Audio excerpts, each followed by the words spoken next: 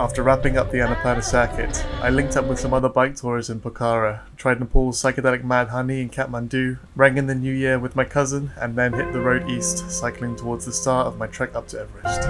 Enjoy.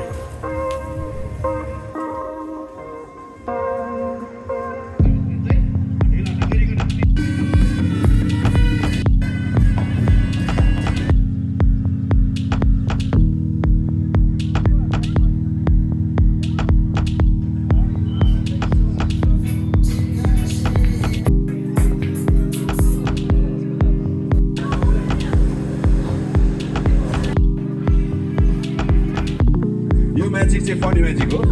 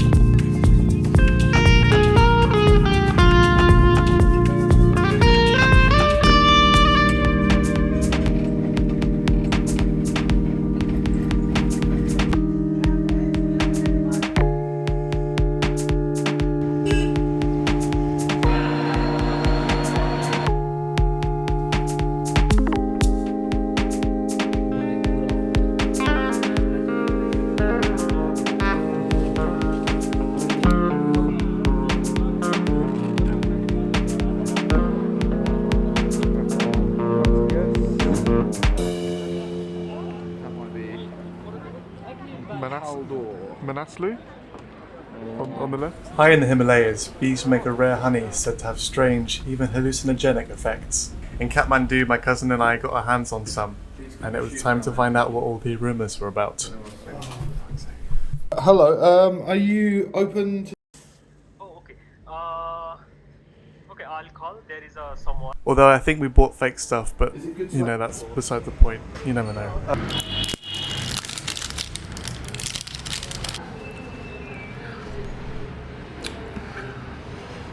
How many are you going to go with for the stuff? 2? You going to go with 2? Yeah.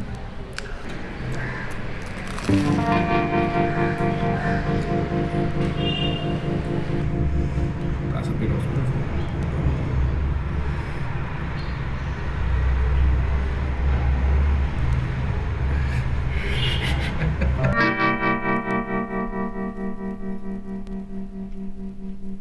And also it's Buddhist ram, which is just...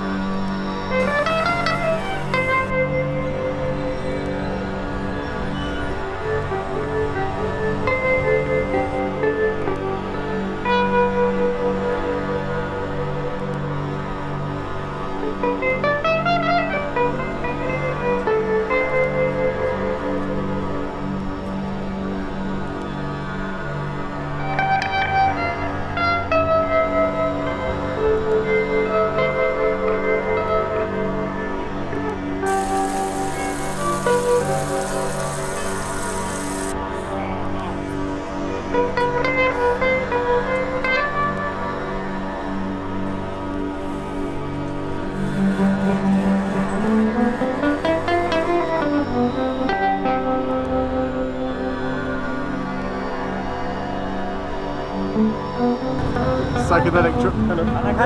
Psychedelic trip report. 2 hours in. We both feel like a little bit stoned, lazy. No, nothing particularly psychedelic. Just a bit.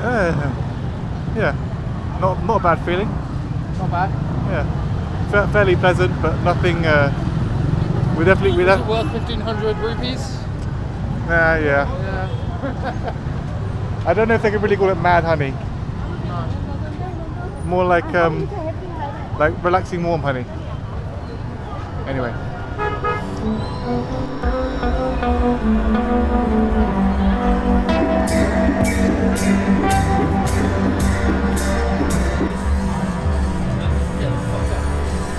Yes, we're gonna get fucked up! No! What do you think of done now? Shit! We had to done! We had to done! We had to done! We had to fucked up! But I love Son. I love Son human. We have sorry, we're cousins, right? His mum and my mum's sister, and my mum, he's like the one cousin, brother, sibling, who's like dark. We have one, and we call him Brown. Like his name is Brown. Because he's actually... Mashallah.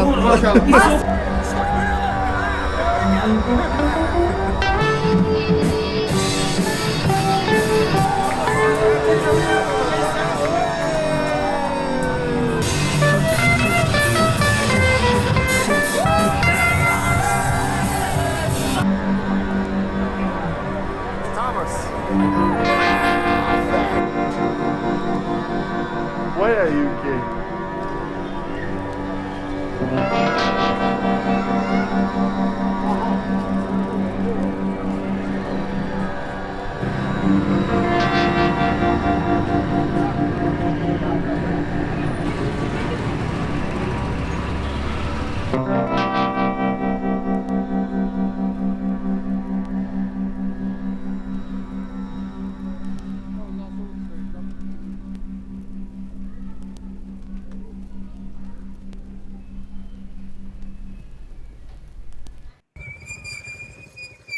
After cousin Tom flew home, I got really sick. I was in bed for about 10 days.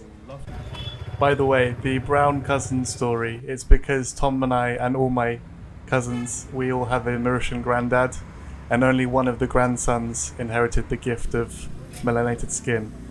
Anyway, during my time in Kathmandu, I experienced my first earthquake very early in the morning. I didn't manage to catch it on film. I only filmed afterwards, and here's the clip. The earthquake was pretty serious. I think it was like Richter scale 5.4. 100 people died in Tibet. But in the grand scheme of things, that's not actually that bad for an earthquake that size. But it was a serious room shake in Kathmandu. Not side to side as one would expect, but it felt like being on like a really old train. There was an earthquake. Cool. Hello. Thank you guys. Thank you so much. Thank you. Thank you. Cool. Thank you so much.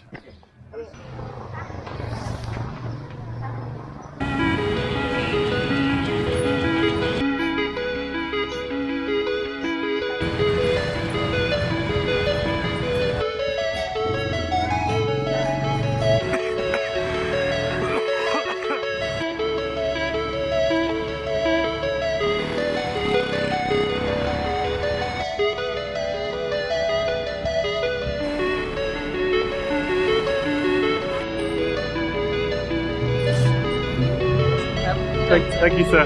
Cheers.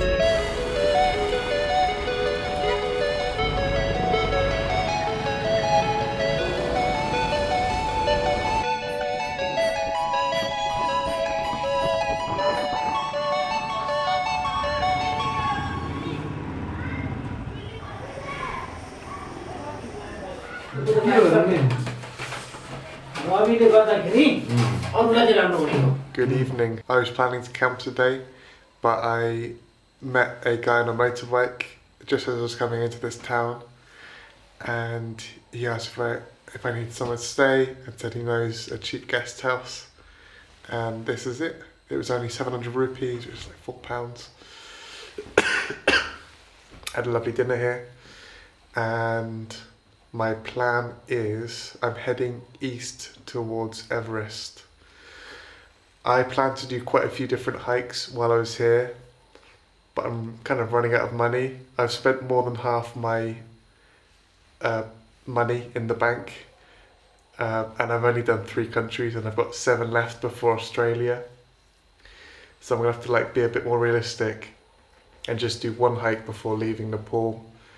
And I couldn't leave Nepal without properly seeing Everest, so that's the plan. I'm gonna try and drop my bike in a couple of days after travelling more along the roads, and then get a bus up and then hike to Lukla, which is the airport everyone flies into, and then hike further up. I was in Kathmandu for about 2.5 weeks. I got very ill after New Year's, and I ended up just bedrotting a lot. I never really started feeling, I haven't got like a full-blown flu anymore, but I think because of the pollution in the city, the cough has just stayed around, and I just stayed feeling crap. So decided to just, to push out today. Good to be back out on the bike, and very excited for the days to come.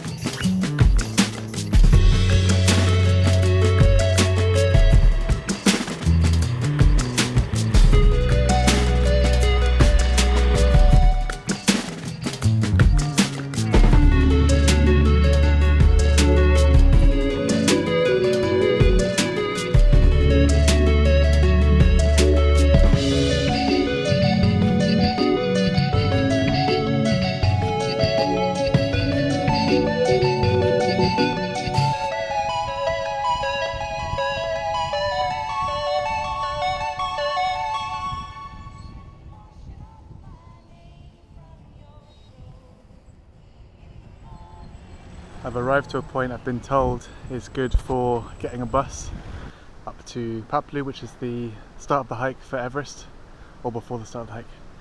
Anyway, I need to find a place that's good to keep my bike for a few days.